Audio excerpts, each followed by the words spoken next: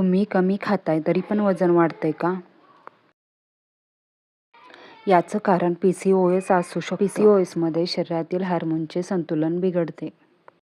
यामुळे insulin resistance वाढू शकतो, ज्यामुळे शरीरात चरबी साठण्याची प्रक्रिया वाढते. ही चरबी पोटाभोवती आणि मांड्यांभोवती जादा प्रमाणात साठते. शरीर लठ्ठ बनते. PCOSमध्ये नक्की काय खायचं त्यासाठी नक्की फॉलो करा. तुम्ही कमी खाताय तरी पण वजन वाढतंय का?